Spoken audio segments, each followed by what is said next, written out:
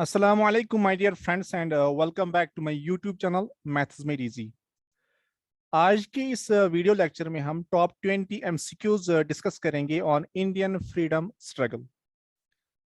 इसमें आपको ऐसे एमसीक्यूज मिलेंगे जो कि वेरियस कॉम्पिटिटिव एग्जाम्स में ऑलरेडी पूछे जा चुके हैं, एंड आई होप कि जो अपकमिंग कॉम्पिटिटिव एग्जाम्स की तैयारी कर रहे हैं उनके लिए ये वीडियो बहुत ही ज़्यादा फायदेमंद रहेगा। So let us start without wasting any time. The first one is Who among the following Pakistani national was awarded Bharat Ratna by the Indian government?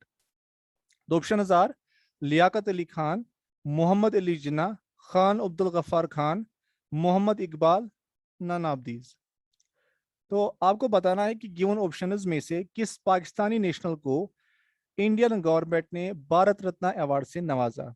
तो इसका जो सही आंसर है that is C part, that is Khan Abdul Gaffar Khan. ये इसका सही answer है। Bharat Ratna award जो है, जिसको ज्वेल ऑफ इंडिया भी कहते हैं, ये हाईएस्ट सिविलियन अवार्ड है इंडिया में। सबसे पहले 1954 में जिन 3 पर्सनैलिटीज को ये दिया गया था उनमें है C Rajagopalachari, S Radhakrishnan and C V Raman. 2019 में लास्ट टाइम जो जिन 3 पर्सनैलिटीज को ये दिया गया था उनमें है नानाजी देशमुख, भूपेन हजारिका और प्रणब मुखर्जी। खान अब्दुल गफ्फार खान, इसको बहुत सारे नामों से जाना जाता था। एक्चुअली ये पुश्तू था। इसको बहुत सारे नाम थे। एक था डॉक्टर खान साहब, फ्रंटियर गांधी भी कहते थे इसको, फखरे अफगान भी कहते थे। फ्रंटियर गांधी इसलिए कहते थे कि because he favoured the non violence movements of Gandhi ji. इसका एक बड़ा भाई भी था पुश्तू इंडिपेंडेंट एक्टिविस्ट, जिसका नाम था बच्चा खान, और दोनों ने अपोज किया था पार्टीशन ऑफ इंडिया को। सेकंड क्वेश्चन है who among the following is known as mother of Indian revolution. Given options में आपको बताना है किसको मदर ऑफ इंडियन रेवोल्यूशन कहा जाता है। ऑप्शंस हैं रानी लक्ष्मीबाई ऑफ झांसी, बीकाजी रुस्तुम कामा या मैम कामा भी कहते हैं, एनी बेसेंट और सरोजिनी नायडू। इसका जो सही आंसर है that is B part, ma'am Cama. She was the first person to hoist Indian flag. इसने होइस्ट किया था Indian flag on the foreign land, यानी जर्मनी में इसने इंडियन फ्लैग को होइस्ट किया था। तो ये बहुत मशहूर भी हुई थी इसकी वजह से। क्वेश्चन नंबर 3 है during Which of the following movements Vande Mataram became the theme song of the Indian national movement? किस मूवमेंट के दौरान वंदे मातरम थीम सॉन्ग बन गया इंडियन नेशनल मूवमेंट का? ऑप्शंस हैं non cooperation movement, anti Rowlatt act agitation, Champaran Satyagraha, Swadeshi movement. तो इसका जो सही आंसर है that is D part, Swadeshi movement. Swadeshi movement जो है, तो सबसे पहले वंदे मातरम को हम वंदे मातरम भी कहते हैं, जिसकी मीनिंग है मदर आई बो टू दी। ये एक पोएम लिखी थी एक्चुअली संस्कृत में बंकिम चंद्रा चटर्जी ने 1870s में, और इसको इसने इंक्लूड किया था एक बंगाली नॉवेल आनंदामथ में। और सबसे पहले इसको गाया था इस पोएम को रविंद्रनाथ टैगोर ने इन 1896, जो सेशन था इंडियन नेशनल कांग्रेस का। और 24 जनवरी 1950 में कॉन्स्टिट्यूएंट ऑफ असेंबली जो इंडिया की थी उसने अडॉप्ट किया था वंदे मातरम को as national song. Next question है the call of back to Vedas was given by. Given options में आपको बताना है किसने कॉल दी थी बैक टू वेदास। ऑप्शंस है अरबिंदो घोष, विष्णु शास्त्री पंडित, स्वामी विवेकानंद और स्वामी दयानंद सरस्वती। तो इसका जो सही आंसर है that is D part, Swami Dayanand Saraswati. क्योंकि जब इसने एस्टेब्लिश किया था आर्य समाज उसी टाइम इसने एक कॉल दी थी, क्योंकि ये चाहता था कि लोग सुपरस्टिशियस बिलीफ से हटकर रियलिटी को, दुनिया की जो रियलिटी है, बेसिक जो रियलिटी है, उसको समझने की कोशिश करें। इसलिए इसने कॉल दी थी वैदिक लाइफ को फॉलो करो, वैदिक पीरियड को फॉलो करो, क्योंकि वैदिक लाइफ में बहुत सारे जो फेमस स्क्रिप्ट है जिसमें वेदास भी आती है वो वैदिक पीरियड के दौरान ही आई थी। इसलिए इसने कॉल दी थी। नेक्स्ट क्वेश्चन है question number 5। The revolt of 1857 at Lucknow was led by. तो रिवोल्ट ऑफ 1857 बहुत ही मशहूर है, तो लखनऊ में किसने लीड किया था इसको?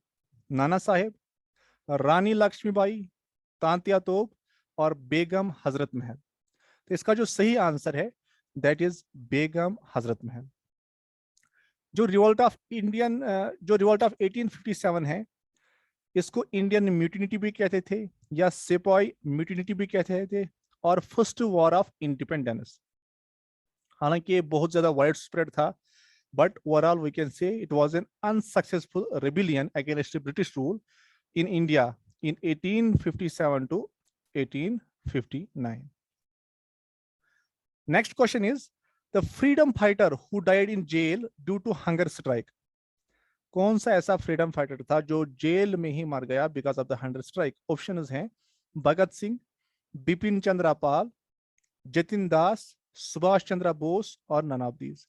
तो इसका जो सही आंसर है that is Bhagat Singh. Option A is the right answer. Bhagat Singh एक सोशलिस्ट रिवोल्यूशनरी था।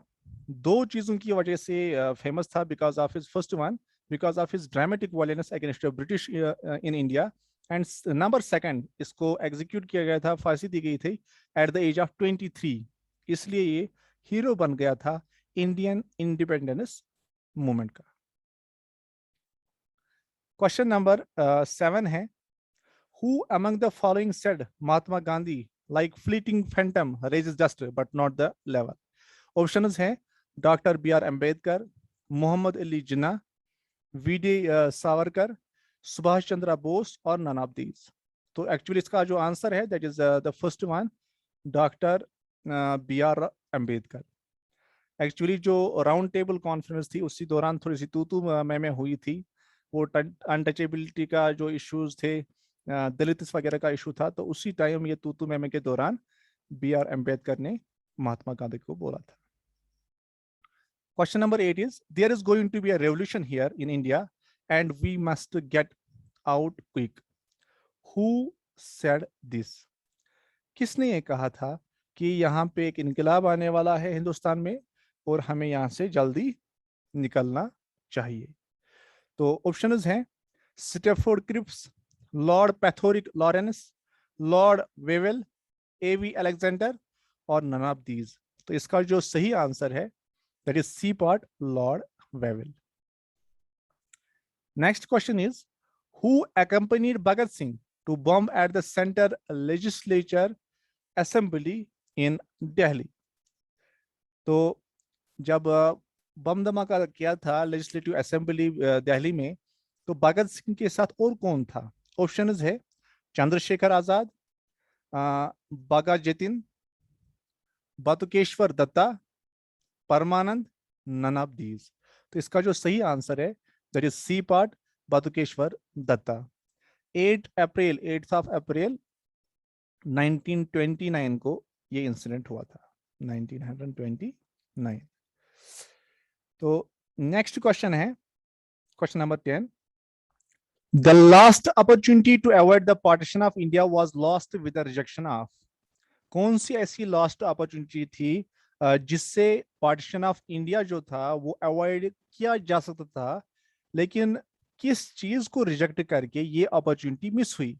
ऑप्शंस हैं Cripps mission, cabinet mission plan, Wavell plan और नन ऑफ दीज। तो इसका जो सही आंसर है that is cabinet mission plan is the right answer. Next question, 11th one. Which among the following was the only session of Indian National Congress that was presided by Mahatma Gandhi?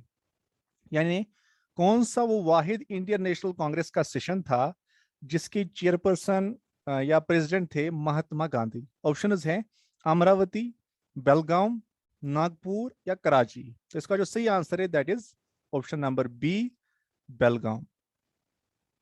Next question is Which among the following initiative were taken by Arya Samaj?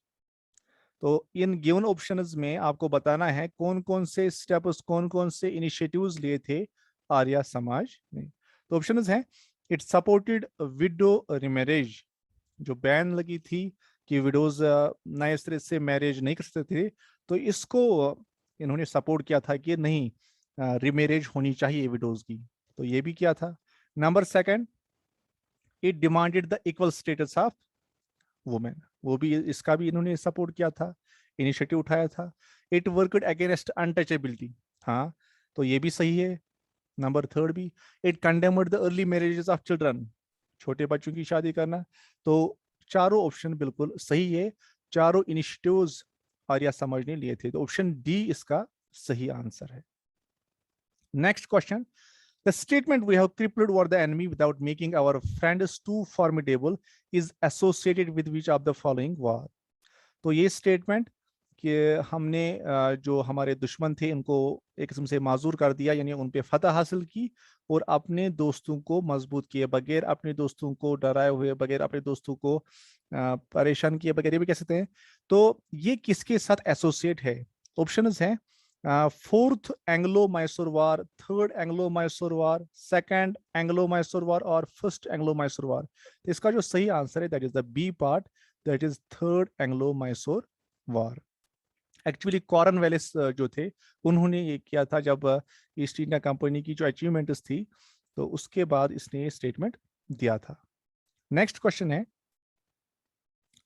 Who of the following termed the revolt of 1857 as Indian War of Independence for the first time? तो किसने ये बोला था? In given options में बताना है जिसने revolt of 1857 को बताया था Indian war of independence for the first time. Options है ईश्वरी प्रसाद, रमेश चंद्र मजुमदार, वी.डी. सावरकर एंड ताराचंद। तो इसका जो सही आंसर है that is C part, V D. Savarkar. Next question है, who called Bal Gangadhar Tilak the father of Indian unrest? किसने बोला था बाल गंगाधर तिलक को the father of Indian unrest? यानी इसी को जिम्मेदार ठहराया था कि जो यहाँ पे हालात उस टाइम फ्रीडम स्ट्रगल के दौरान खराब हुए थे, तो इसी को उसका जिम्मेदार ठहराया गया था।